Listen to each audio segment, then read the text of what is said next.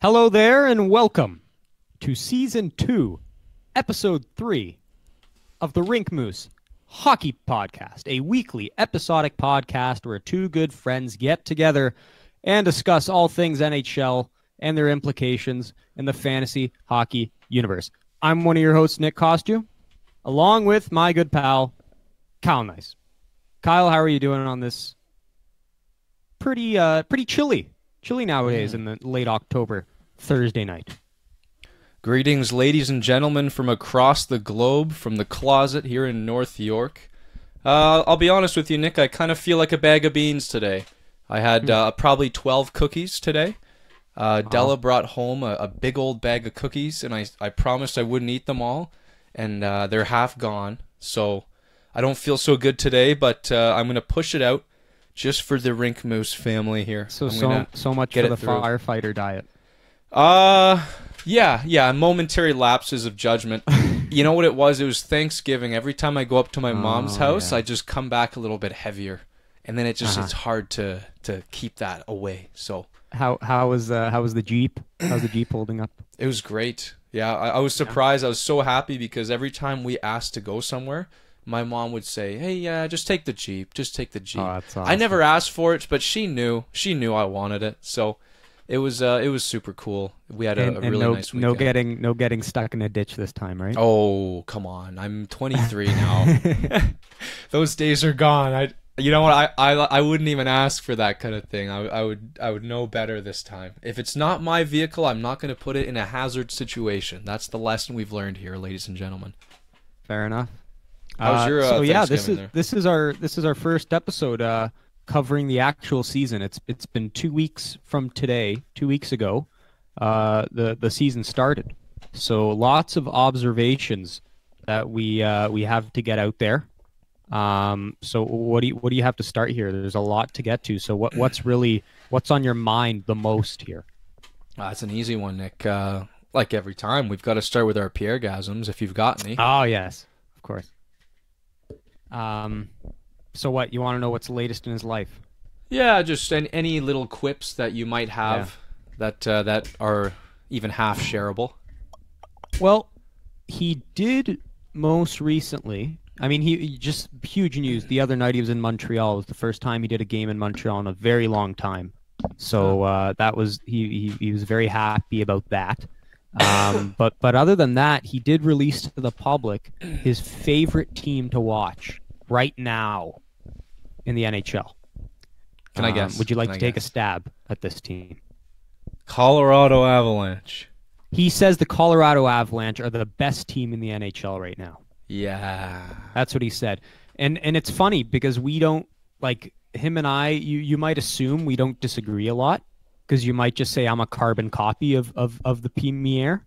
Yeah. But to tell you the truth, he really loves Colorado, and he's been very hard on Minnesota, San Jose, the teams that I really like. So he's been very much, talking about how great they are and how much, how more depth they have now with Kadri and Donskoy and Burakovsky. That whole second line is a new, fresh face, new second line. And he's very on them. And then of course he's also going to be, talking up Cale Makar and the big line up there. Always. So so I thought you'd enjoy to hear that. Very high on Colorado. I'm surprised about the Montreal thing because I thought he almost got canned from NBC. So I'm surprised he's in that big market game there. So what's happening with the NBC is he's off the main games, the Wednesday nighters, the ones like Pittsburgh, Colorado last night. But he's been demoted to the kind of in-between games in the middle of the week, like a Tuesday night or a Thursday nighter. So so he was doing Tampa Montreal, which isn't considered a premier rivalry game. And then tonight he's also doing Rangers in Jersey, which is a big game. So he's not doing the marquee game with the big crew, but he's kind of doing his own little thing on the side. They're taking it really easy with him after the big scandal last year. Yeah, true. All right, well, why don't we start off? Here's my... Hold on, one more thing. For Colorado, when do you think they're going to break up that top line? Because I'm getting a little antsy. I don't think they're going to break up the top line. Why would you think that?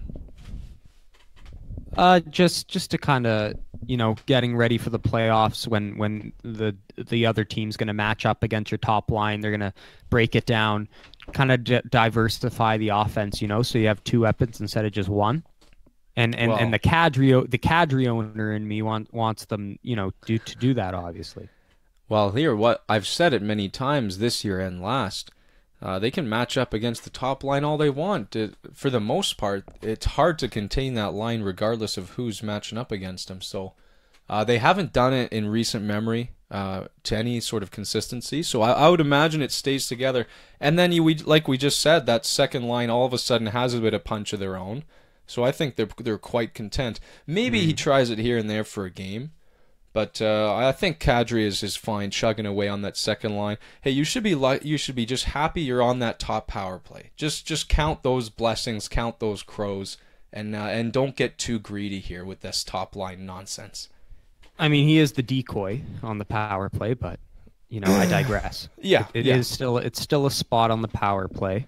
And one more, I don't know. I think if they go on obviously things are going well for them, but if there's a very bad stretch, which I assume will happen, because let's be honest, a lot of their schedule was home intensive. Their first 4 games were at home. Opponents being Minnesota, Arizona.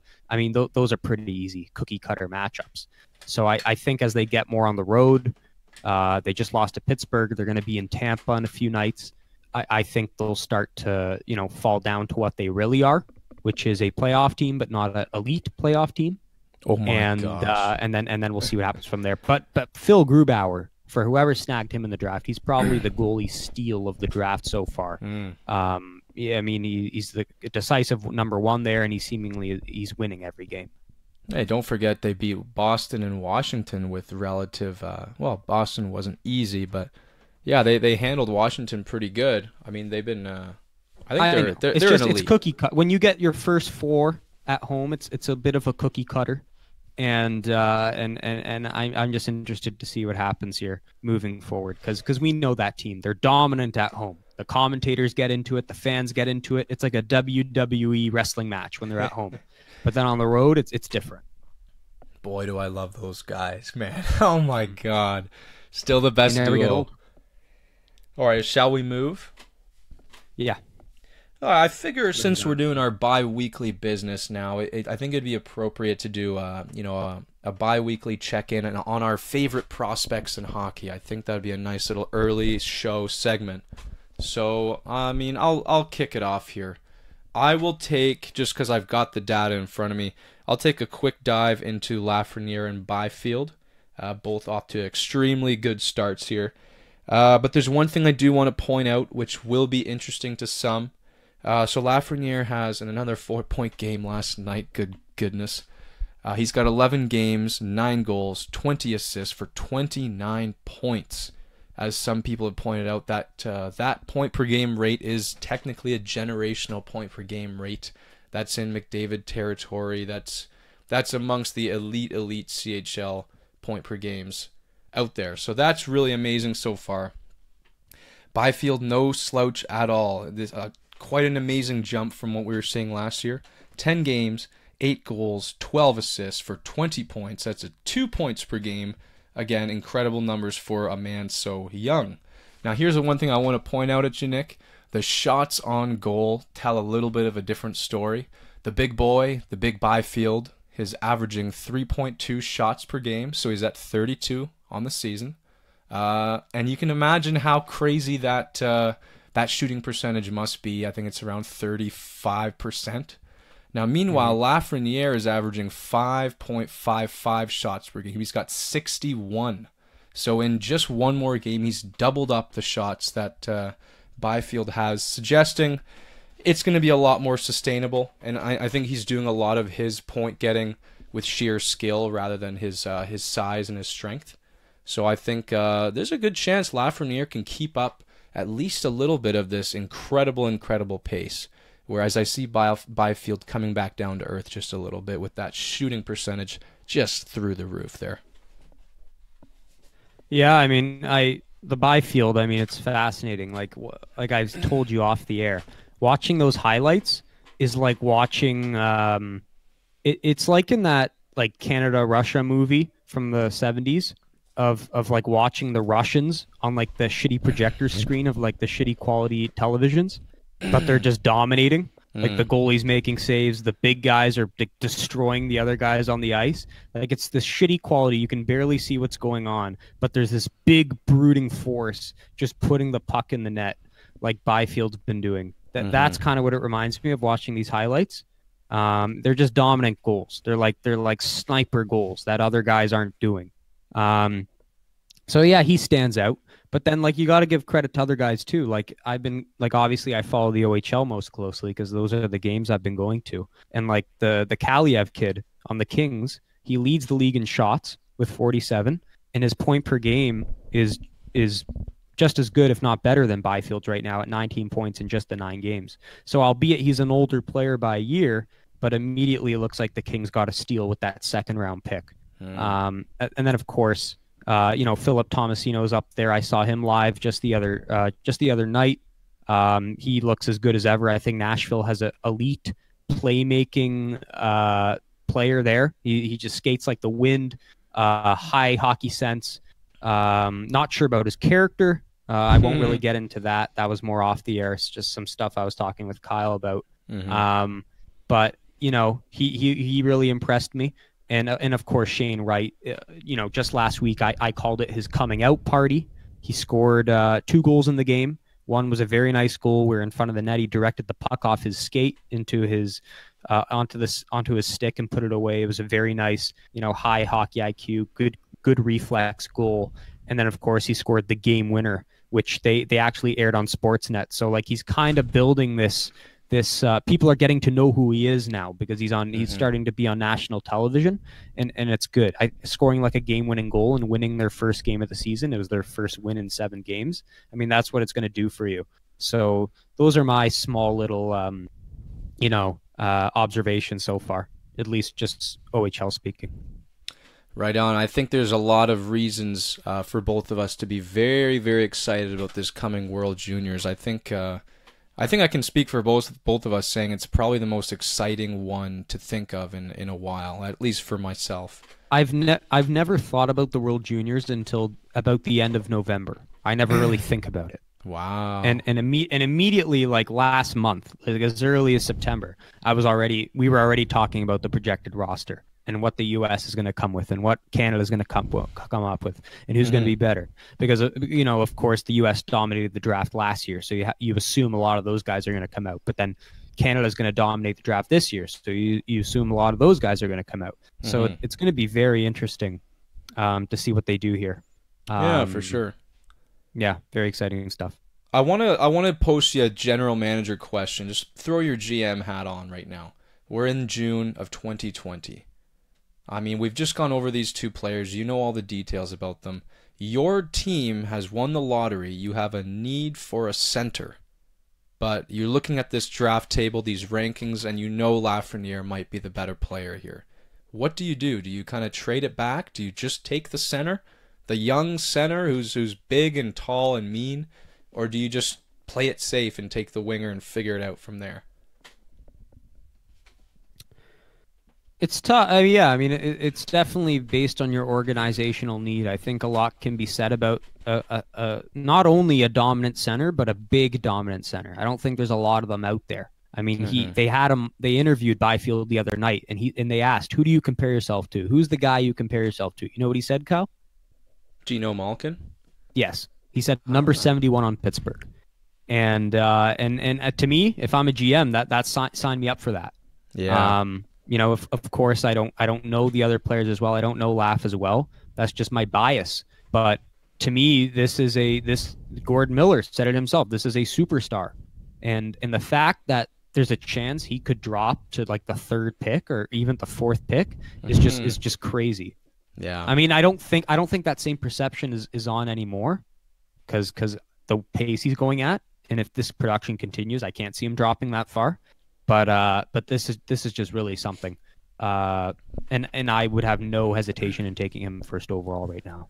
Wow. Okay. Yeah, I'd have more I'd have more of a challenge doing that. I think I would take best player available, like historically first overall guys tend to do, and then I just figure it out from there. Maybe I'd make a trade or something. I wouldn't want to give up on this this generational type talent of Lafreniere, but I see the appeal.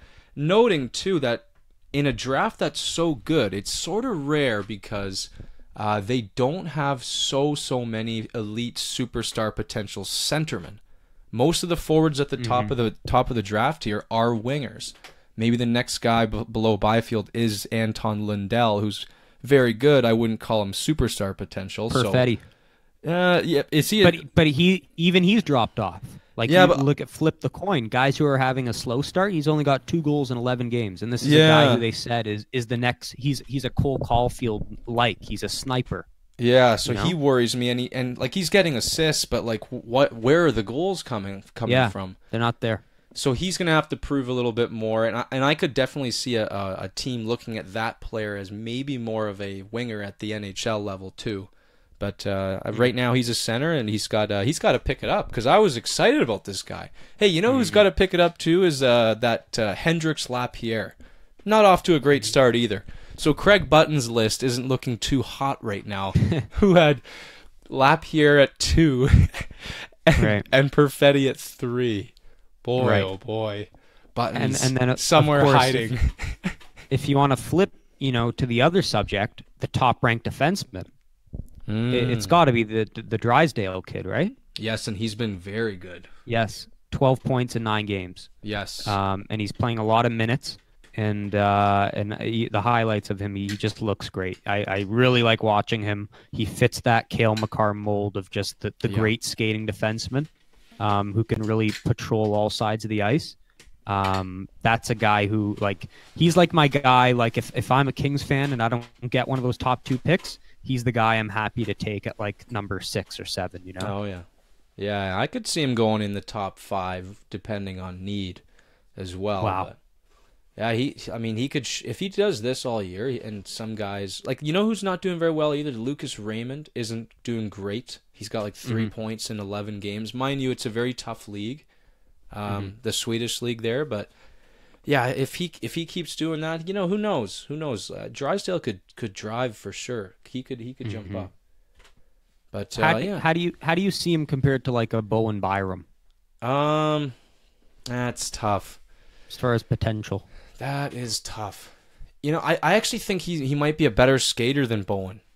I think, of course. Yeah, but he's probably not an all-around, is highly touted all-around talent. Yeah, I think Bowen maybe has a better mind for the game, but maybe pure skill-wise, raw skill, I think Drysdale's got him there. And if he matures this year, then perhaps they can really even out a little bit more. So yeah, that's a close call. That's a good comparison to make. Alrighty. Well, that's all I got. Yeah. Yeah, and that's another guy, Byram, who's going to be on that World Junior team too. Another reason to just get so hyped for this tournament. I can't wait. And I get Drysdale can't be on that team, right? It's super long shot. He might make the camp roster, but a defenseman in their draft year, it's rare. It's it was Ryan Ellis. Ekblad did that. Not much else. Really not much else. So who in their draft year will be on that team?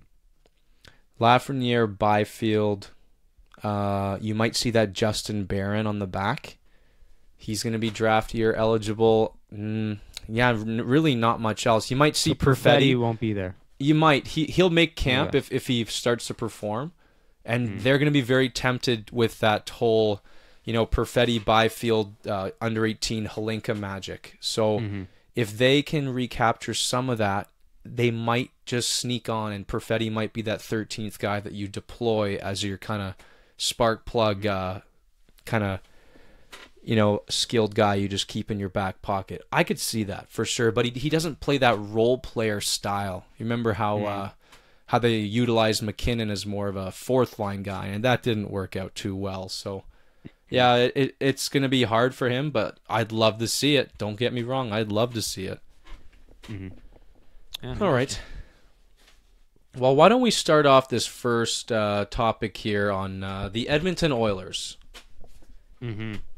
That is, boy, I don't know if any of us saw this coming, and really at the forefront of Oilers madness has got to be James Neal. How can it not be?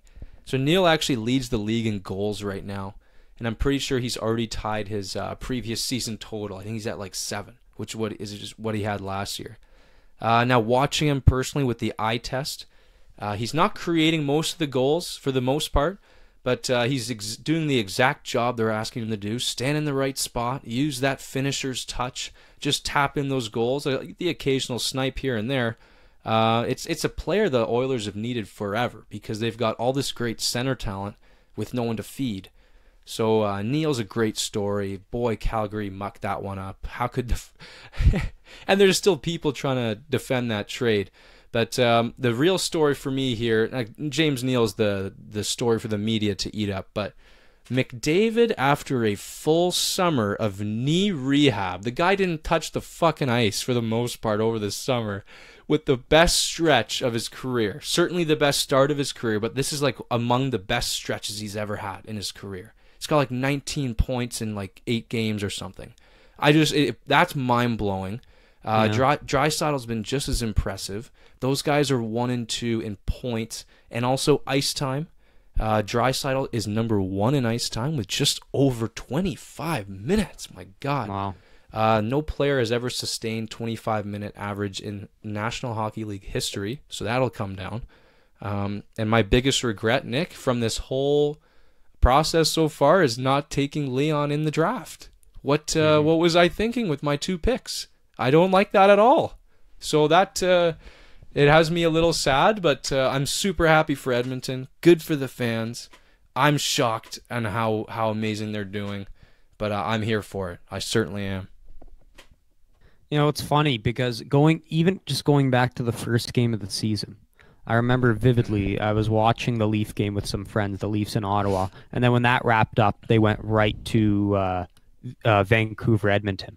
And they were doing this player intro for Edmonton, and all these laughs were exchanged, and all these chirps were thrown by all of us when they were introducing this AHL roster. It was awful. It was like, who is Ethan Bear? Who is Bear? I've never heard of Bear. Who is Gaetan Haas? Haas. Haas. I've never heard of these guys. Joakim Nygaard.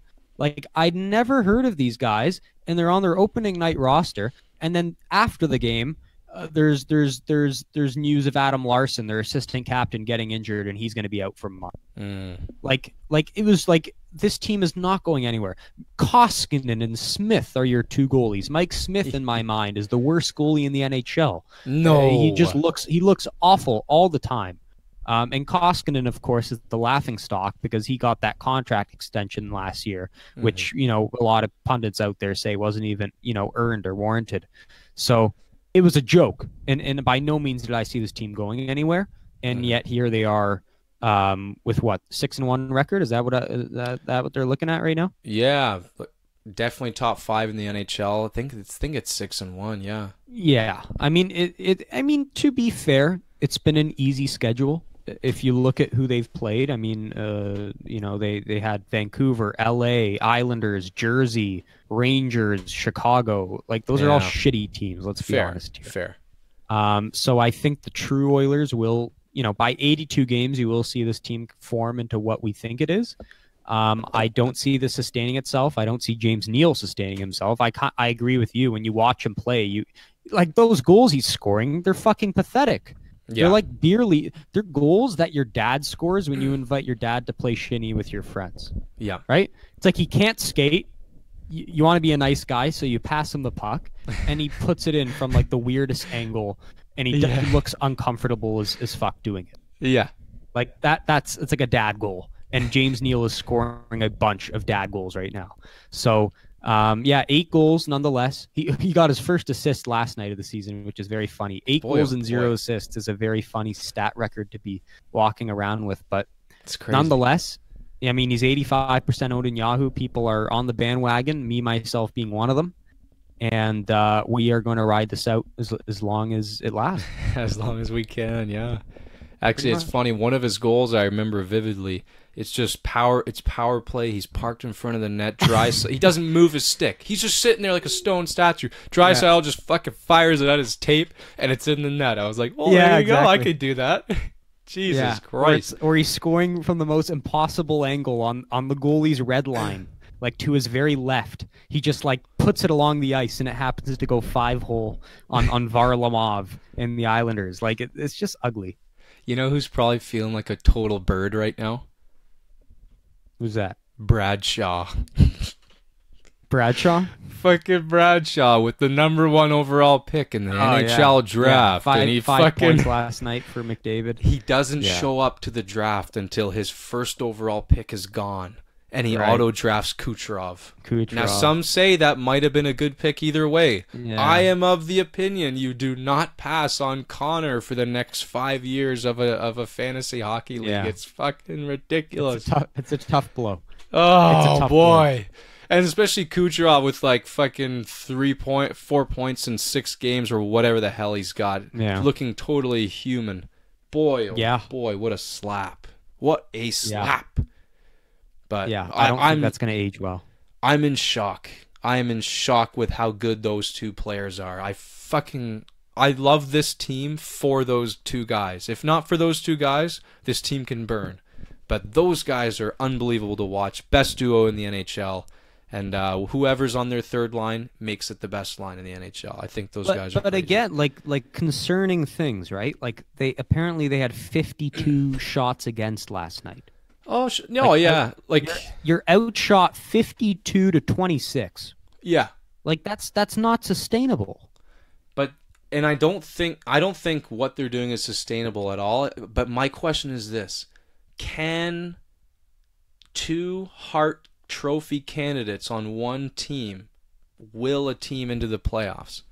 2 Hart guys. I mean, we saw Taylor Hall do it with the New Jersey Devils, and he didn't have much going on around him either. I think they could do it, man. Like if those guys just fucking put up numbers every night and goalies are average, man, who knows? Maybe they'll snatch a wild card. I don't know. It's going to be fun to watch. What they've proven so far is that they can beat up on the weaklings. And that is something. That means something. Mm-hmm. And they've done it consistently. Right. And not to mention, big shout out. I'm going to pat myself on the back here. You should be getting on the Oscar Klefbom bandwagon ASAP. I mean, he's playing 25 minutes a night, and he's essentially getting all the minutes with the big boys ahead of Darnell Nurse, and it's translated to 9 points in 7 games from the back end, including an elite shot rate, which he's been known to do during the course of his career. So if he's in your league, he's 70% owned right now. If he's still sitting there, do not hesitate to pick him up because I was very happy about that pickup myself. Yeah, I went looking for him the other day and I noticed he was gone. So some people are just a little quicker, but I'd rather have Chernak at the end of the day, anyways. Okay, let's move on. Unless you got another thing to say on Edmonton. I'm done with Edmonton. Your predictions aren't looking too frosty right now on Edmonton. What predictions? I think you had them at like the bottom of the damn Pacific. They're still going to be bad. No. Come on. But not as bad as you said. I told you, it's not sustainable. Those were easy matchups, easy teams they beat. Okay, you beat Chicago, you beat New Jersey, you beat LA. Like show me the teams you can actually who are going to occupy those playoff spots. Beat them, We'll see. Beat San Jose. Oh, they can beat San Jose. We'll see. Okay. Moving right along. I'm skeptical. I like the coach. I like what he's doing, the structure, and all that. It all sounds great. It sounds like something that I'm in line with. But again, I don't know if 2 stars can will a team to a playoffs in this NHL. But we'll see. We'll see. Speaking of 2 stars, if I had a Hart Trophy vote at this point of the season, my vote would go to Sidney Crosby. The Pittsburgh Penguins. How many of us counted out Pittsburgh at the beginning of the year? I think we showed them some love just because of, like we said, the Hall of Famers there. But, a large group of hockey pundits didn't like this roster before the season began, and then things got catastrophic. You had Malkin start off the season looking great, and then the poor guy out more than a month, long-term injury, he's gone. And then Bugstad, a staple on the third line, an all-around great player, he's gone. Galchenyuk's gone after that. And then a little bit of minor guys as well. There was a point, Nick, where they had some defensemen on the fucking fourth line wing, and I was like, oh my god, this is nuclear. This team's gonna bottom out. How could this team not bottom out? And then they started winning games, and I was like, what's going on here? And I'm looking at, and I'm watching these games, and I'm like, first of all, Matt Murray's doing his job. Second of all, this guy named Sidney Crosby is just, he's got this extra gear that he only touches when people count them out. When they're like, Crosby's done, he can't do it, this team's going to suck. And he's lifted this team out of this cloud of doubt that surrounded them. And now they're in a pretty lofty spot in that Metro. They just beat the undefeated Colorado Avalanche last night. So I know guys like Steve Dangle and company, they're like, oh yeah, Pittsburgh's winning some games, but do it against a real team. That was a real team the other night, I'm telling you that right now. And without goal, this, of course, you got to talk about the goal. Oh, the goal was incredible. I don't know how he did it, but he kind of found the puck in the air along the boards. A slick little toe drag, wait, patience, holds, looks, and then just tuck it in. And I was like, come on, man. That's crazy. Yeah. And Nathan McKinnon on the bench, all the cameras go to him. What are you going to say, pal?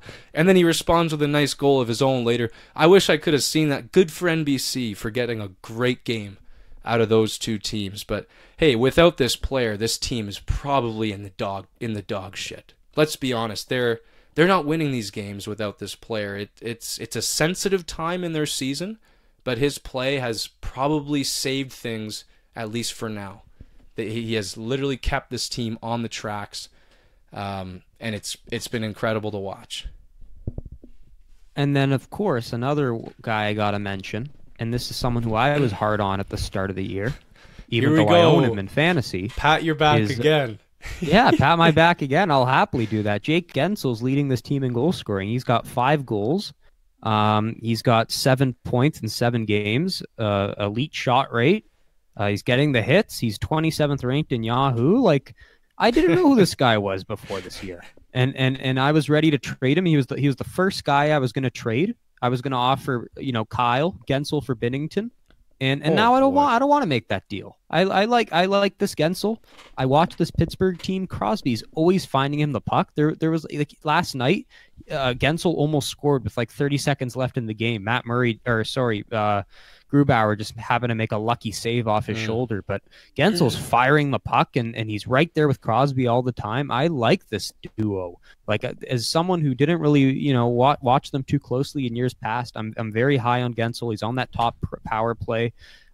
He looks sustainable. He looks like a guy who's primed and ready to have, another 40-goal season, if you ask me. So I guess you stumbled into a decent pick there. I stumbled, yeah. It's not sexy. I'd rather draft a sexy name at my round 5 pick. Just to put this into context, the other guys going in round 5, Pedersen, Yossi. Those are sexy names, but Gensel doesn't pop out. Doesn't get all the fanfare and all the attention. But I had like we said, I had 1 second left on the draft board on the clock. I was hovering over him. I almost didn't get him, and I just went for it. And I've been very happy so far. So I'm hoping it sticks. I hope Crosby stays healthy because, of course, let's be honest, he's riding the bus here. We can talk about Gensel all we want, but without Crosby, I think his value is really diminished. And I hope they just keep it up. As a Gensel owner, I want them to keep this up. Yeah, they're and really Murray's been great. Story. Murray's been good too. Yeah, and that's good because he started the season so badly last year and had just such a strong finish. So that's good for him, and we know his injury history and all that. So good for him. But now, I want to talk about if you're good with Pittsburgh. I want to talk about what's the news now on Malkin? When can we expect him back? When that's November? The thing. It's very ambiguous right now. They haven't said what it is. They said soft tissue damage. They said more than a month, and we didn't get much else. So that could be November. That could easily be December.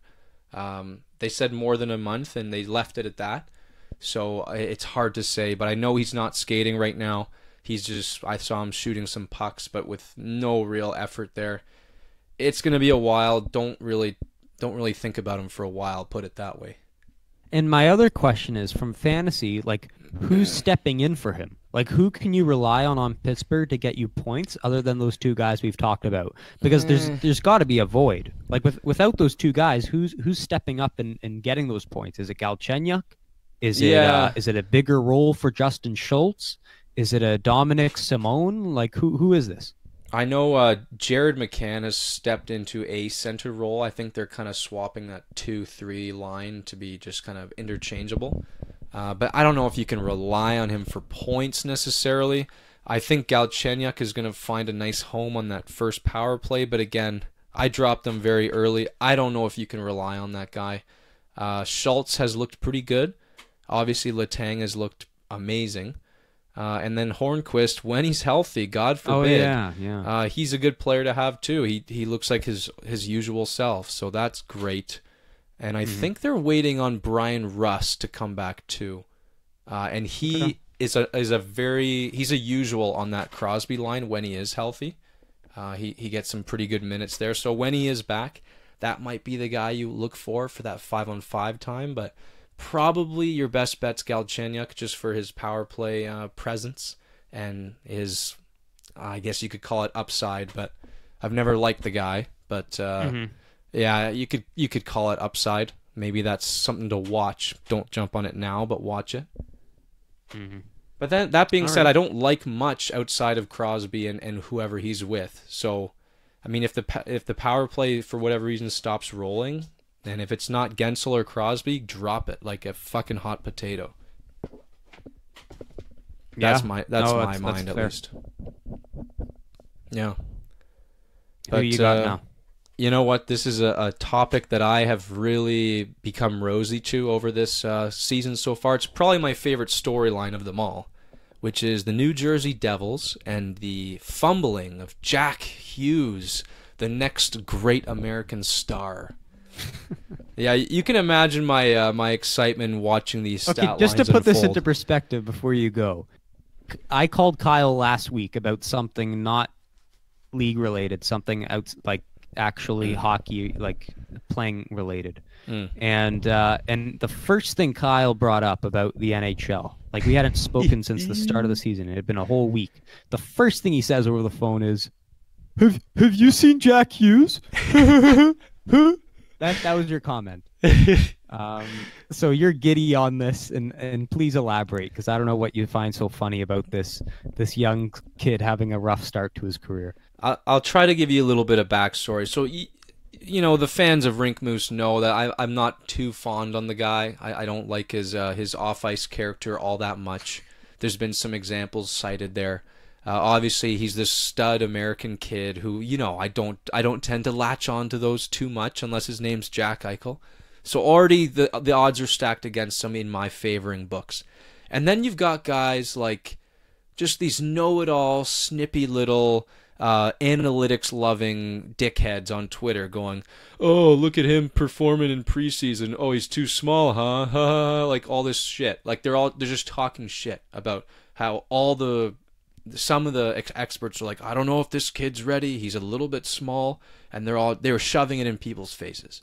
So now here we are, 8 games in, 0 points, -5, like 3 shots. And I've watched some of these plays, Nick. It's been fun for me to take a gander. Like, he is so fucking small. It's not just his height; it's his weight.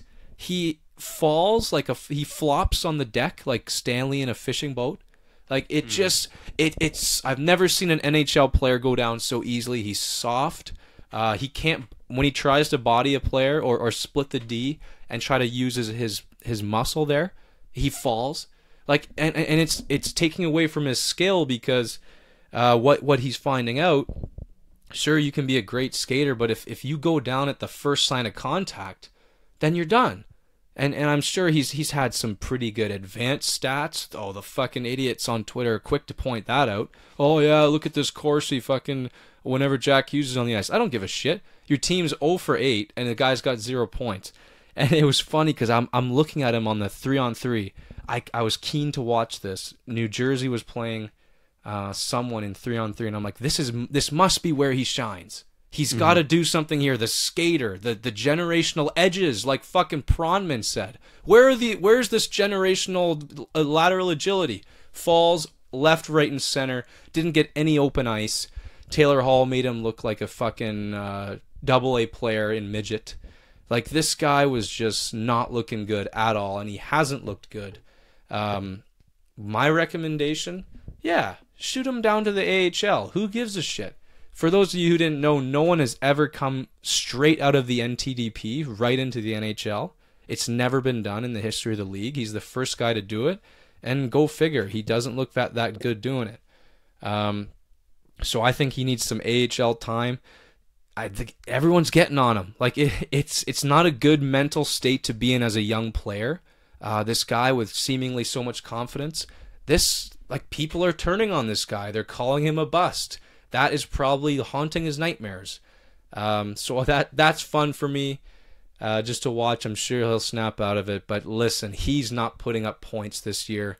If you've got him in fantasy, I don't have any advice for you there because you can't sell low. Just know they're dropping him. They're dropping him. He's 61% owned now. They're and I don't blame you because listen, he's not going to put up more than 40. He's a centerman, so he's not even at a position of value. No. And just to switch over to New Jersey for a second, if they're so bad, they're last in the NHL. When do you trade Taylor Hall is becoming the question of the team. Because listen, this was your year to show Taylor Hall, hey, please stay. This guy's not staying, and you don't want to risk a Tavares situation where the guy walks for nothing. Hey, they're trading Taylor Hall, Nick, by the trade deadline. Like, no questions asked. If they keep sucking, which they probably will, this guy's moving. So that'll be a topic that we will definitely be touching on later on. Well, and not to mention, just yesterday, they brought in the assistant GM to be behind the bench. So they canned one of the assistant coaches, took the assistant GM, the guy who's upstairs, and said, hey, we need you to spy and see what's going on behind the bench because we're pretty, pissed off about this 0-6 start. We're going to implant this mole into the into the coaching staff, and we want to know what's going on. So that's like Anaheim last year. Yeah, exactly. It's like that. Ray Shiro went to a second-hand man and said, hey, I don't know about this, this head coach of ours. You find out what's going on down there. So that's what they've done. John Hines, is that his name? Yeah. The alien-looking coach of the New Jersey Devils. He is on the hot seat right now. And, it's going to be interesting to see what happens to here. 0-4-2. Collapsing defeats too, like not just losses, but like blowing 3-goal leads, blowing 4-1 games, losing games in overtime, and tonight's the big one. It's them against Rangers on national TV. Yeah, Capo Caco versus Jack Hughes, and Jersey's already losing on home ice 1-0. Jack Hughes on the ice for the goal against. Yes, Nick. I love this storyline. I can't get this through enough. I love this. Yeah, you want this team to just go 0-16, lose their next 10. Yeah, and then you'd love that. I'd love that. Yeah. So I don't know. Like Taylor Hall, does he want to stay after this debacle of a start? Who knows? Oh God, no. It's a dark environment. It's a team that had high hopes.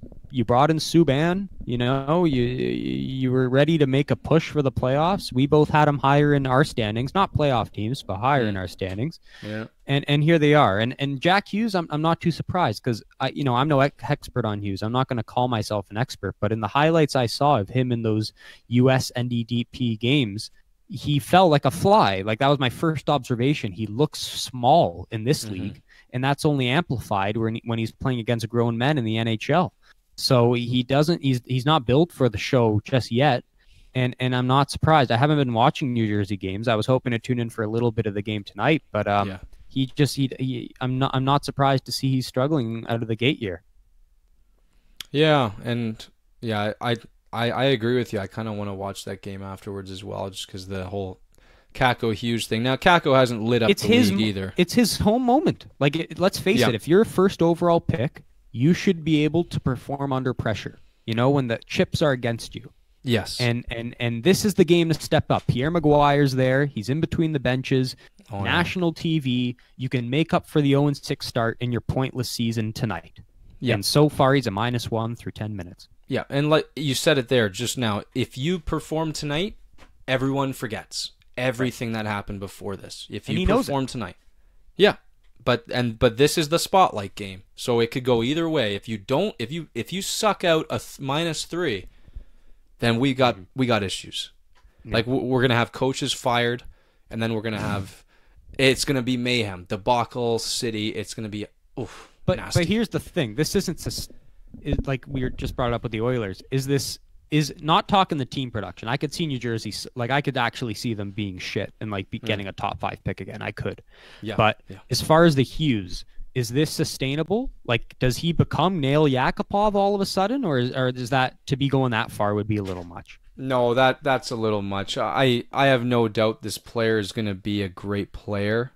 There's too much pedigree there. There's too much skill. The family, obviously. Quinn Hughes is awesome. There's too much there. It's not going to happen, but I think this first year, it's going to be a wake-up call. He's going to have to bulk up a little bit. And then everyone's going to take a step back and realize, oh, you know what? Maybe they can't just like go in at weighing 160 pounds. Maybe this isn't safe for these fucking NHL players to be, going into the corners with Shea Weber at 160. It might be a wake-up call like that. So we will monitor that situation. But it's cool. And another thing, what was I going to mention? If Hall leaves, I mean that's an enormous amount of pressure on the kid, because it's a lot easier being there when there's already a franchise guy, a Hart Trophy winner, guy who's 28 leading the group. Like if I'm Hughes, I feel safer when he's around there. But if he leaves, all of a sudden it's you and Nico Hischier. And the pressure's on the two of you. And that doesn't sound like too bright a situation to me. No, and Nico Hischier hasn't established himself as a guy that you can hide behind a shadow in. Because it's not like he is a star in the league yet. Sure. And you know what we said, we touched on this earlier, I think, is that this is a soft-looking lineup. This is a soft-looking center depth. Because, I mean, Nico Hischier's not a big guy. Hughes is not a big guy. It's just like I can see teams just running the gamut on these guys physically. Maybe that's what's going wrong here. I haven't looked at all the games, but maybe that's what's going wrong here. Yeah, it's going to be interesting. One of definitely the few teams you want to circle and keep an eye on in the next few games here. Yes, sir. Well, why don't we do a quick couple shout-outs? I know you wanted to highlight some players there. Let's get that out of the way mid-show here. Yeah, I mean, first I'll go with guys who have been drafted in fantasy leagues, guys who we didn't know what we were going to get, but we've seen what they've done so far, and they've jumped off the board to me and impressed me. The first being Matt Duchene in Nashville. And this is the time where you can pat yourself on the back. Yay! To me, this all looked good from a outsider emotional standpoint. I mean, the country guitar stringing fuckboy is off to Nashville, and we're gonna see if he performs. He's where he wants to be, but can he perform? And he looks great. I mean, he looks like not only is he fit in off the ice, but on the ice, he's facilitating all the offense. And watching these highlights, and he's finally Philip Forsberg seems to have found like a guy who he likes to play with, like a guy who can dish him the puck on the power play and at even strength, and that's been Matt Duchene. They formed this bromance early, which is really interesting to see. That's amounted to 9 points in 6 games. I mean, that's great. And Nashville, rightfully so, they've looked really good out of the gate. They just beat down Vegas 5-2 the other night. So they're an early looking team that looks like that trade really paid off for them. And I'm happy for him. Like, I'm actually happy he's not only where he wants to be, but he's playing a pivotal role on that team and doing well. And then the other guy I want to mention who's been drafted extensively, but you didn't really know what you were going to get out of him, is Patrick Laine. Maybe he doesn't have the same, fanfare. I know you were very hard on him the last segment, last episode, and rightfully so after his comments. Yeah. But he complained. He got his spot on the top line. It's now Wheeler, Scheifele, and Laine, and the guy is putting up. He's a multi-cat. He's covering everything. He's got 18 hits, 24 shots. Okay, he's got 12 points in the span of 8 games. He's producing on the power play, 4th overall ranked in Yahoo. Like he complained, he whined, and he got his, he got where he wants to be. Was just named 2nd star of the week in all the NHL. Like he's backing up what he said. Like the worst would have been if he complained, acted like a bitch, and couldn't back it up. But at least he got his spot on the top line, and he's backing it up, and he's doing it in style. He looks like dominant, and it's just it's interesting to see what's going on there in Winnipeg. Mm-hmm. And don't we feel like a couple ass in the wins for not drafting that guy where he should have been drafted? He went late. He kind of dropped because people didn't know what to make of it. He wasn't signed, at the time. So there was a lot of, people sitting around and just waiting to see what would happen. And just looking at it right now, he went 60th overall. Boy, what a gamble. So to put this into perspective, Timo Meier went ahead. That hurts. John Klingberg, Mark Giordano. Good and this guys. is the one. This is the really stinky one, Kyle. Joe Pavelski went ahead of Patrick Laine. And I'm gonna get there. Hold off on Joe Pavelski. Joe Pavelski got his first point. Fucking brutal. He got his first goal with Dallas 8 games in, just the other night. Jamie Benn, he got 2 points in 8 games. Those 2 guys went ahead of Patrick Laine in our draft. Boy. Man, remember when I called you, I said, Nick, who would you rather have? Player A or Joe Pavelski? Atkinson or Pavelski? Yeah, you gave me a pause. Joe Pavelski. I'm like, and rightfully so. The Sharks fan in me. You wanted an unbiased answer. Let's be honest, unbiased. You weren't going to get that, given my history. And what a debacle he's been. So yeah. I know you're going to get into them shortly, but those were just a few names I had that I wanted to give a shout out to in like a positive light. Oh, and then another guy, not fantasy related, but Patrick Marleau. Very interesting story. So the Sharks started 0-4. Kyle was ready to rip me on air about my favorite team struggling out of the gate, and struggling they did. I was prepared to have a hot take on this show, really, to be down on them because I watched all their games and they were awful to start the year. Slow. They reminded me of the LA Kings from last year, where I had all these high hopes and then I was about to jump off the ship. And like nothing, they signed Marleau. It is Patrick Marleau. Amazing story. I mean, he isn't able to get a contract. Doug Wilson doesn't want to pay him a thing. He trusts his young San Jose Barracuda forwards to provide him with the production instead of Marleau. The Sharks come out 0-4. I'm pissed. They're pissed. I'm about to jump off the ship. I'm not impressed with them. And like nothing, the guy puts up 2 goals in Chicago's home opener, leading them to a 5-4 win for their first win of the season. And since then, they win their next 2 games. So now they're 3-4. They're a perfect 3-0 with Patrick Marleau. And Marleau has been a huge part in their in their efforts so far. I mean, he's got 3 points in 3 games, and he's really just solidified that top 6. So good for Marleau. Good guy. Couldn't have happened to a better guy, and it's good to see he found his place in San Jose. They're happy with him. He's happy with them, and they're back in the running here. Just a game under 500. Yeah, super happy for Marleau there. I have to give a really huge shout out right now, just live here on the spot. Victor Mete has scored his first NHL goal of his career just now. So that is such a long time coming, and he's finally got it against the Minnesota Wild. Another loss for the Minnesota Wild, the team that the second they go down 1-0, they've lost. They pack it in and it's over. Yeah, So that's done, and Montreal needs a win too. I wanna do a quick shout out to sort of to a line, and we talked about this line. We were very perceptive of this line. The Detroit #1 line has looked fantastic, led by Dylan Larkin. Bertuzzi's a good guy there. I regret dropping him for sure. Nice. Just things didn't work out at the moment, and of course Nick picked up my scraps as he's done 3 times so far.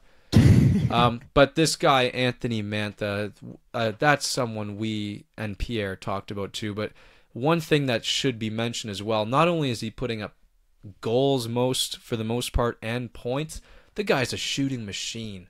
He's firing off like 4 shots a game, sometimes 6, and it's that power play spot. He's playing the OV spot now, and it's like he's worked on his shot all summer, just that one-time clapper. And the guy has mastered it. It looks great. So that Detroit top line is really keeping those guys up, and for better or worse, because they'd like to bottom out one more time, but they're a great line. They've got a great mix of talent there, and everyone has a role that is well defined, and it's a beautiful thing to watch. But that guy Anthony Mantha, look out for 35 goals. It's coming. And the goals are they're nice goals too. They're great. Like they're like very entertaining. This guy is a pure power forward sniper mix. It's a hybrid. It's beautiful. It's so. But again, nice. You got to be cautious because speaking team wise, they're the definition of a one-line team. Oh yeah. Like no one else is scoring. No. I am spot starting goalies against this team like nothing. Of course I'm going to do it because the rest of the team doesn't scare me. So if the top line's not producing, they look like dog shit. So the top line is great. Great story. Like you said, happy for Bertuzzi and Larkin, who I both own. But we'll see if it actually translates to some sustained team success here. Yeah, they're fun to watch, but yeah, if you're all good with the shout-outs, we'll move right along. Yeah, go ahead. Who you got next? I assume you got another team?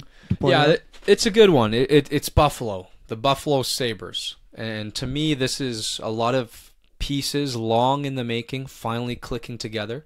It just comes down to the question of whether they're actually legit. So right now, I'm having a bit of a case of deja vu here, Nick. Buffalo near the top of the East, near the top of the NHL. It does sound familiar. It did happen last year. They were top of the NHL above Tampa Bay for a decent time last year, and they came plummeting down. So this year we're looking at Eichel Magic, Dahlin Magic, Olofsson. Who the fuck's that? Olofsson. Magic. Skinner's doing his job. Reinhardt's having a great start. He's looking like he's settling into a good career guy, hitting his prime. I think you've got a lot of good guys, young, who are starting to really find themselves, and stuff like that in Buffalo. And hey, listen, I don't know if I like the depth forward still. I don't think that is a good part of their system there, and I don't see them holding on to this top of the division. But listen, I see something a little bit different with this team from last year. I think while they won't maintain their magic, I could see them as a strong, maybe front runner of a wild card spot at this point.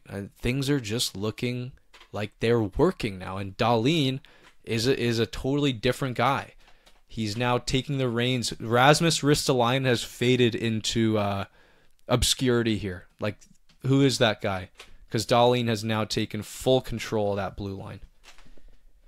Yeah, I mean, you mentioned Dahlin, and it relates to the power play, of course, and it's a dominant power play. It might be the top in the league right now. Yeah. It's so powerful because Skinner plays that bumper position as well as anybody. He really knows how to play that position. Reinhardt is that presence in front of the net. Dahlin is at the top of the circle, and he's either passing it to his left, where he's got Jackie Eichel ready for the one-timer, or he's passing it to his right for my boy Victor Olofsson. So he's and here's the thing with Olofsson, I call him the poor man's Jack Eichel because he's producing at the same rate but at a cheaper price. He's got 6 goals in 7 games, all 6 coming on the power play. May I mention the shot rates there? He's right at the top of the rookie scoring race right now, and I think him and Cale Makar are the two leading candidates for the Rookie of the Year. So again, my only concern with this team, can the goaltending hold up? I know Hutton's been good to start. Can he keep it up? That's a golden question. And that's the number one concern for me. If the goaltending stays true, then like you said, I could see them challenging for the wild card. And it's funny because Pierre was actually the biggest pundit who was on board with them. Pierre called them a playoff team at the start of the year, and he's been tooting their horn every morning when he's on the radio saying Buffalo, Buffalo, Buffalo. So yeah, he's taken all the credit for that one, as he usually does. Again, live here, everybody. I got to chime in with another historical first. Nick Suzuki gets his first NHL goal of his career. Again, Minnesota, just a fucking joke of a team. So, we're in the first, and guys are setting career fucking firsts in left, right, and center here. I may as well jump in here with my Minnesota take. Yeah, why not? I don't think this playoff prediction of mine is going to end well here. You put them in the playoffs? I had them in my wild card. Yeah. Oh, that stinks.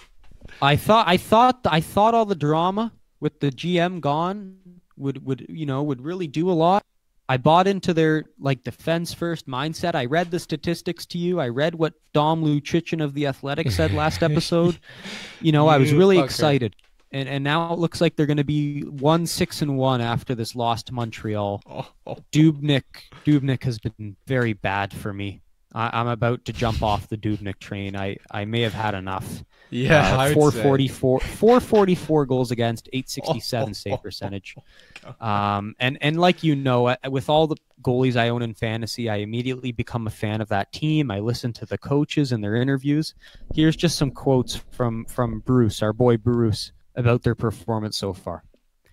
Quote, We're not going to score 5 goals a night. We got to hold teams to 1 and 2. If we do that, we have success. 6-5 is not in our repertoire. We've given up 21 goals in 4 games. For a team that takes a lot of pride since I've been here in being one of the better defensive teams for the most part, goal scoring is not our forte. Defending has got to be our forte if we're going to win. I mean, those are all quotes that on paper they sound great. I get all excited about, but they're just not translating to success right now. Yeah. Boy, oh boy, man.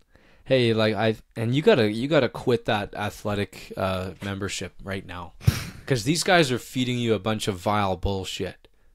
First with the sorry con man, Corey Prawn man, giving you that shit about the average 2020 draft. Average. Well, I'd say it's average.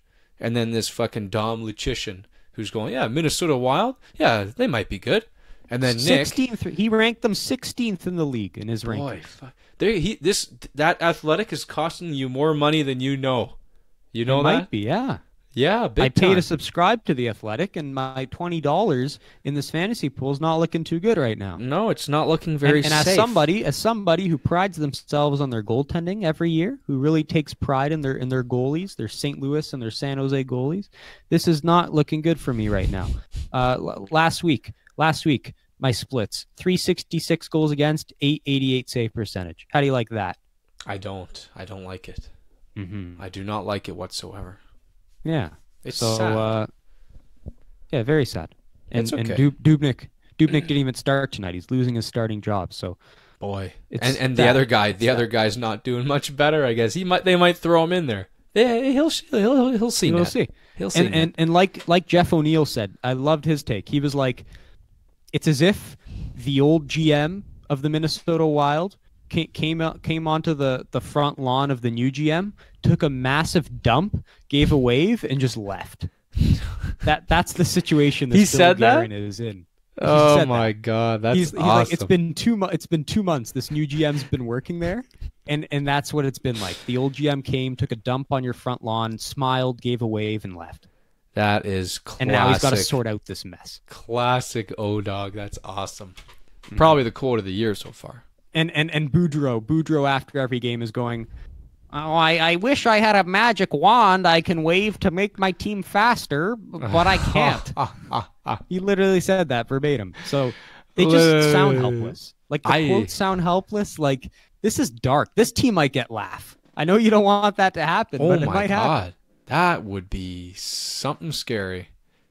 That would be nasty, actually. He'd look bad in a Minnesota jersey. That's one thing I've never pictured. I cannot picture that. It might happen. I pictured everything else, but this I can't see. Him with lining up with who? Fucking Eric Here's Stahl? my stance. Oh my God. Oh, yeah. Well, here's my stance. The second Boudreau's fired, like the second he's off the ship, I'm off the ship. So, like, I'm still going to keep Dubnyk. I'm still going to invest in the team. I'm still going to watch their games. But the second Boudreau's gone, I'm gone. Yeah, you know what? For the sake of Boudreau's health and his blood pressure, I hope he's out of there soon because he must not be living very well right now. Yeah. I worry for the man. Well, the stat I read the other day was he's one coach who's been under 3 different GM tenures. So in his stint in Minnesota, there's been 3 different GMs. Oh yeah. Isn't that crazy? That's got to be near a record there. I mean, that just doesn't happen. Usually it's the other way around. 1 GM and 3 coaches during their tenure. But here it's the other way around. And it goes to show the crazy drama surrounded with that team because usually the coach is the first guy to get the axe, but the owner has the mind to say, "Oh, maybe it's the fucking general manager I keep hiring."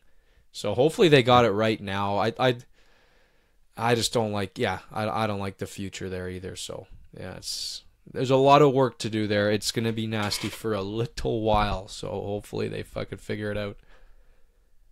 Moving on. This is a really fun topic too. This one perplexes me. It's gonna be the Dallas Stars, and what I want to start with, I'm just gonna read you off some stat lines. I'll read off some stat lines and then we'll talk about maybe something that's going wrong here. On the forefront, Jamie Benn, the guy who we thought might rebound this year. 8 games, 2 points. Tyler Seguin, the team's number 1 center, the team's number 1 star. 8 games, 4 points. Radulov, 4 points. Joe Pavelski, you touched on him. He might be this power play god in front of the net, tipping pucks. And like you said, elite tipping pucks. 2 points, 8 games. John Klingberg, number 1 in ice time on the team's number 1 defenseman. 8 games, 1 point. Rupert Hintz, the team's leading scorer, for Christ's sakes. 5 points in 8 games. And the only guy, in my mind, doing a good job other than Hintz, Heiskanen, has 4 points in 8 games. Not going to be too long until he unseats John Klingberg for that number 1 spot. So those are the forwards, Nick. Those are the forwards, the players. That's nasty. So your top guys are not getting it done. And then, of course, Bishop has numbers in the toilet as well. You can flush that right now. What the hell's going on here? That was the number 1 goalie. Like in drafts, that was the number 1 goalie. Could you imagine what those drafters are thinking right now? People took Bishop like number 10 overall. That is top 10 freaking brutal. That is brutal. And he was across the board. That's got to be the biggest dump of the draft so far. Oh, If you all the top pick, like I'm looking at our draft, the top 20 picks, Bishop went number 20. Oh my God. Yeah. Oh my God. By who? Sickening. Who took him? Give me puck. Oh my God, that's Bradshaw. So, wow. Bradshaw gets fucked we weren't twice. beating on him enough. Oh, that's awesome. Bradshaw gets fucked twice. Doesn't pick McDavid. He's got Malkin too. Oh, this guy is crazy. That is awesome. Yeah. Well, it suits him right because he never traded with me that much. So, yeah, I don't know. I don't have any insight too much on Dallas. I haven't watched them. From what I can see, the Stars are not getting it done, like the Stars on the Stars. Ben, I'm so disappointed. I thought, he had a really good training summer. Why is Pavelski not working out? Why is nothing working? Is it the coaching? Is it something to do with the coaching? I know you love the coaches. Yeah. And it's not like they're all that stout defensively. They're getting lit up from what I can see. They're just losing games left, right, and center. What I heard, and this is coming from Pierre, is the execution's there. Like the coaching's fine, the game plan's fine, everything's fine. They're not finishing. They lack finish. So they're generating the chances. They're doing the right things, but they're not finishing. They're not getting puck luck. The puck's not bouncing in the right direction. That's what he's saying. So you're saying this is going to turn around pretty quick? Yeah, he's saying it will. So while they're saying the coach is on the hot seat, 6-1, I don't buy that. Let's not forget this guy literally just came into the league fresh and willed them to a West semifinal last year, took St. Louis, the Cup champs, to Game 7, double overtime. Yeah. I don't think you just fire the coach after a 1-6-1 start. You give him a long leash. I think he certainly has a longer leash than like a John Hines in New Jersey or a Boudreau in Minnesota. And you see what happens, Yeah, it's just they're running out of time because I know they if bad it's hard starts to like crawl this back. Yeah, can plague a whole season. Just like good starts can really let you coast. I'll give you a quick little interesting tidbit. The Toronto Maple Leafs in the 2019 calendar year, they're not a playoff team. From January 1st, 2019 to now, this team has a mediocre record and they're not a playoff team, which is crazy to think about. But they coasted on a really fantastic start. And they don't have too much runway here to suck like this because they're not looking good. And I want them to do well. Like this team with all these guys, like come on, man, it's crazy. I don't think you do. I don't think you like this team.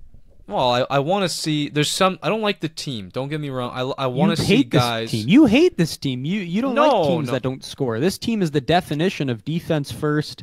We're not no depth, one line offense.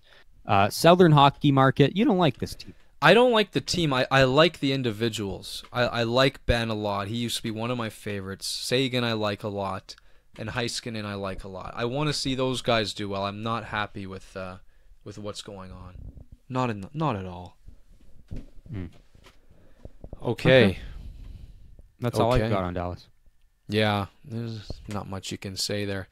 Really quick. Oh, maybe not. Montreal, we got to talk about. I just mentioned some career firsts right there. Off to a good start. But it's got to be mentioned, the Drouin Magic. So as you know, he's been off to a fantastic start. The storyline is like this. Last year, he had a great start to the season, near point per game for more than half the season. In the last 26 games, he disappeared, turned into a ghost, the Casper effect. And then in the preseason, it kept going. He was terrible in the preseason. And then all this drama, all this negative darkness came back, and they're like, when are we going to trade this guy? And obviously that news about his summer training, oh yeah, we watched a lot of video. I don't need any like mental fortitude training like McKinnon does. I don't need any of that stuff. I'm good with my video watching. So what happens is Drouin goes on tying a career high in point streak, 6 games in a row, and he's got a point tonight as well. He missed out on the last game. He's playing fantastic. From what I'm seeing, he's looking like the guy I fell in love with in Tampa. His legs are moving a million miles an hour. He's hustling like crazy. Nick, I haven't seen him skate like this since he was that fresh rookie in Tampa Bay.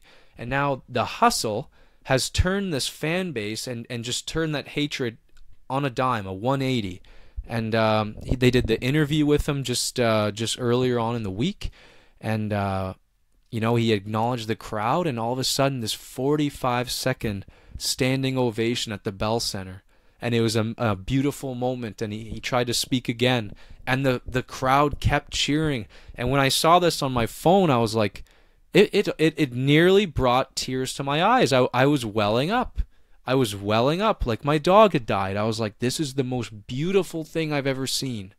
And it was like a coming home gift from this fan base. And then you know what I did? I set my alarm for 3 a.m. the next day, and I said, listen, I can't pick him up today because all my guys have played, but I will not lose out to Nick, who I know has seen this video probably as well. And I know you'd want to screw me on something like this. So I dropped the real deal James Neal for a guy that, and I'll tell you why, because I wanted, this guy's going to be on my roster long term. He's now a staple on my roster. He's not just a pickup. I've restored faith in Jonathan Drouin, and it's not because of his stats, it's because of how he's playing. And it's really awesome to watch. I think this is going to be a breakout year for him, and I'm very optimistic. See, it's funny you're saying this. When 3 weeks ago we sat here and you were all out and you jumped off the ship, you said it's over, and I said I think there's something left here. And sure enough, here we are. Here we are. Yeah, but everything was like there was no sign. You had an awful preseason. You had every reason to say what you were saying, but from my perspective, the coach was still giving him the opportunity. He was still on the top power play, still manning the point. He was trying to do his best, juggling the lines. Is he playing with Kotkaniemi? Is he playing with Domi? Flopping him around, and then now all of a sudden he looks like he's skating. He's got that extra step in him. And yeah, like they said in that article I sent you, it's almost like a moment 2 years in the making, you know? Like he hadn't found his way, and finally it looks like he's found his spot there at home. And it's good to see, because it's been a long journey. Like Pierre was like, when they mentioned the hot start to Pierre, he's like, Pierre was talking about how back in the day, this is like a huge throwback. Pierre was there when Steve Yzerman and Drouin had a talk one-on-one in the hallway, and Pierre was creeping around the corner listening to what they were saying. What a moment. And they were standing right next to each other, and Yzerman, like very determined, in a very determined tone, said, listen.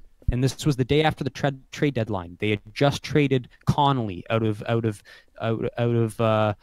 Tampa, and he said, listen, I just traded one of our forwards, one of our depth forwards. I did it to make room for you on the roster, and you better commit now. This is your opportunity. This is your chance. Don't blow it. And he blew it, and he wasn't professional on or off the ice. But now, finally, when you look at that story, look at it 4 years later, it's kind of, it makes you happy, to see the kid finally find his way. And what a full circle from a guy who people dumped on for so long. And here, listen, it's a small sample size, but all I'm saying is if he keeps up this effort level, that's what we're always looking for, this effort level, then he will be just fine, and he'll be one of Montreal's best players. So but here's awesome. The thing. I hate to be the bearer of bad news, but Mikhail Sergachev, 6 points in 7 games, 61 overall ranked in Yahoo. He's having a great start to his season by all accounts here, statistically, and just like on ice, from a defensive standpoint as well. He's a +7.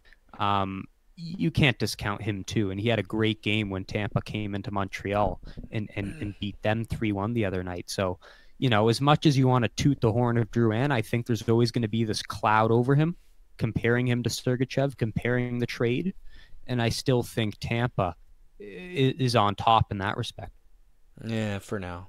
Never liked Sergachev. Just never liked him. And here's the thing with Jodro. He always sucks against the Lightning. He never plays well against the Lightning. Yeah. And you look at his stats, he's got a point in every game except for that last game against the Lightning. Yeah. He was a -2.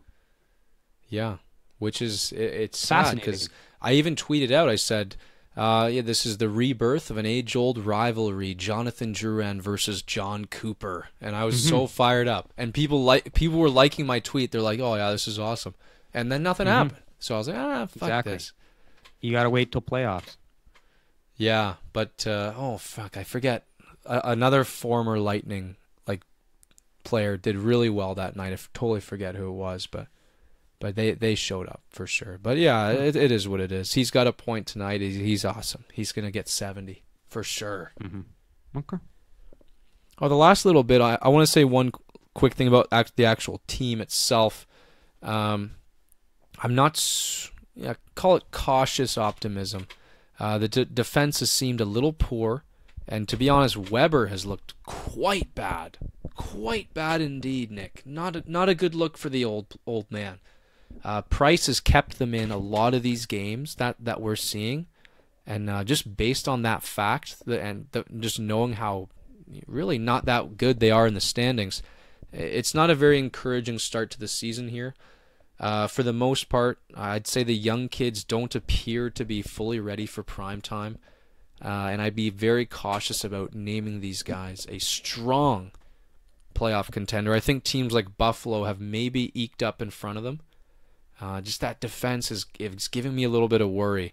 Price shouldn't have to be standing on his head and still being lit up for 4 goals. It's not fun to watch. But maybe this goal from Nick Suzuki and the fellas might quell some of those problems. Yeah, I mean, I don't have much to tell you about this team. Haven't watched much of them. Watched the Leaf game, of course. That hurt as a Leaf fan, seeing them come back in that game and willing them to a victory. And it just beefs up the rivalry between these two teams. I mean, they'll be facing off, I believe, next Saturday yet again at the Bell Center this time. And it's fun to see the Leafs and Canadians kind of a rivalry yet again. Yeah. Yeah, that last game was amazing. And this one, I'm sure it's going to be game of the year for sure. So far, yeah, I'd say. And then this one's going to be a good one too, but that's technically all I have on my list. I know you wanted to maybe touch on the Leafs a little bit if you wanted to get into that. I think we owe it to many of our listeners are Leaf fans, so I think we owe it to them. And of course, it's fitting given the latest news, the latest hockey news as we film this or as we record this episode on this October 17th is, of course, John Tavares out the next 2 weeks with a broken finger.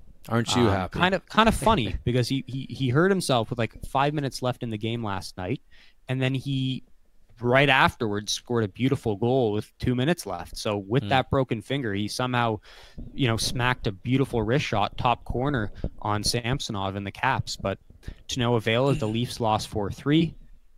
To me, I think there's 2 things to look at with this team. Obviously, not the ideal start. 4-3, I think 4-3-1. You're probably pretty happy about that. We know where you stand in that respect. And it's not getting any easier. 2 games against Boston coming up this coming Saturday, and then next Tuesday. That's a back-to-back, so it's a Monday, Tuesday back-to-back. They're in Columbus for the front part of that one.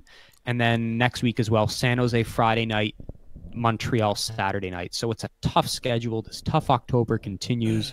Babcock continues to be under the gun. My first question for you is, A, what do they do with these lines? How do you see this coming in the next 2 weeks? What do they do here?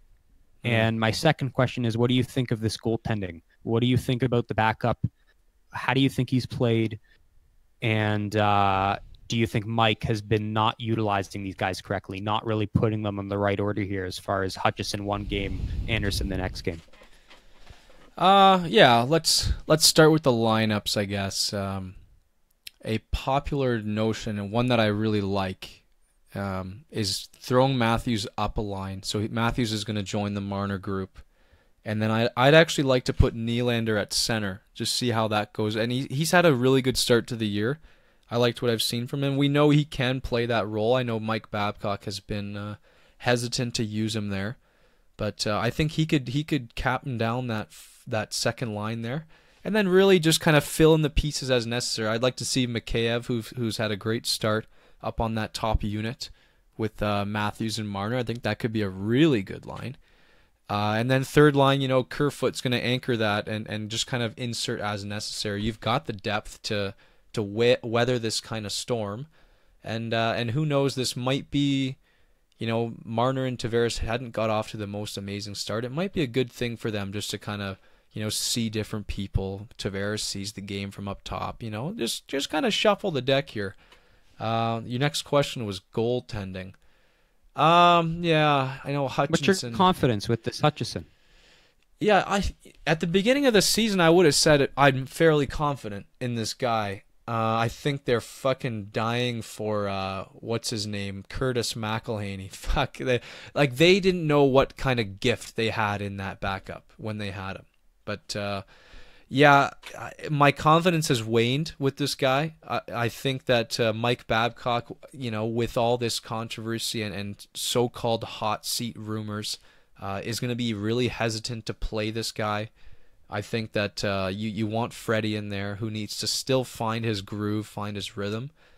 At the moment, especially with Tavares out, don't be surprised if we're seeing a lot more Freddie starts and consistently. Because, Hutchinson hasn't inspired me very much so far. So I could see that becoming. I could see him riding the bench a little bit more. Yeah, I mean, I for one have not liked Hutchison's play as a goalie. I just don't like his. I don't like him, technically speaking. He's kind of got a funky way of catching the puck. I don't particularly like the way he sets up. Like he looks like he's fighting the puck a lot of the time. Looked very shaky in their game against the Caps last night. But again, it's tough because they don't have the cap space. You can't just go out and sign a Louis Domingue for $2 million a year. You can't do that. They're under the gun cap wise because they're spending all the money up front, and you're forced to go with this guy. And the schedule isn't helping you. You have 4 back-to-backs in the first month, so he has to prove himself. Anderson, of course, needs the rest, but I just don't see this going well for him because his next start, like I said, it's a back-to-back Boston and Columbus. If Mike keeps going with the way, the problem with Mike is he keeps going Anderson the front half and then Hutchison on the back half. If that continues, Hutchison's going to be in Boston next week, and then the following week he's going to be in Montreal at the Bell Center. If anything, you got to put the backup, give him the easier matchups. Put him against Columbus. Put him against San Jose. Don't put him in Boston and at TD Garden at Boston. It's like he's not thinking this Babcock character, and it's not good. It's not good for Hutch, and it's not a good look. He's not doing him any favors. So we saw that with the epic 4-3 loss last night, and again, drama circulating this team. It's drama this team doesn't need, and the Tavares absency isn't going to help. You're going to have to be forced to make Kerfoot a top 6 center. And all of a sudden, Kyle, your 3 centers are Kerfoot, Spezza, and Nick Shore. Oh. Yeah, it is a bit of a drop-off. It's not good unless you put Nylander at center. You don't have Marleau anymore. You can't put him at center. Those are your centers for the next 2 weeks against those teams I just mentioned. So good luck. It wouldn't surprise me 2 weeks from now when we convene and do the next episode, the Leafs are under 500. Yeah, I could see it. And unfortunately, Mike Babcock has molded this character for himself that is a coach that is very resistant to adapting and being flexible and willing to change. And I think, like you said, why wouldn't you strategically plan where you place your backup on that back-to-back situation? Just wake up and adapt and just move with the times here and try different things. Yeah, if we don't see Nylander at center, I think it's a wasted opportunity because this is a perfect time to try something like that. This guy's lost a lot of favor for fans in this city, and I'm no longer a fan for this team, but I could see why they're upset because, again, Matthews isn't getting the so-called ice time people are thinking he should need. The last 2 minutes of the game last game, the guy doesn't see the ice. When they're losing, they're down a goal. So it's like, holy shit, what is this guy doing? But I will enjoy them being below 500. It's gonna give me great pleasure, and I'm just licking my chops for that Montreal-Toronto game. I'll be in Jersey once again. Yeah. No, it's gonna be interesting, and again, it's good for the game having these two teams, right up there. And competing with each other. So, is that all you got? I got one more thing. I just want to throw in here. I just want to give a quick shout out to my Fire 003 class. Good group of ladies and gentlemen in there, led by the fearless leader Mike Smith. I just want to say hello to you guys, and hopefully I don't screw my sidebar. So, thanks for looking out, guys. Well said. Okay. On that note, we both got places to be, so with that said, we hope you enjoyed our first actual episode of the season, where we got to analyze what had happened so far, and we look forward to getting back to you guys in a couple weeks' time. What will happen in New Jersey? What will happen in Toronto? All those answers will come next episode. So until then, it's been a pleasure to serve you guys yet again, and until next time, Rink Moose is signing off.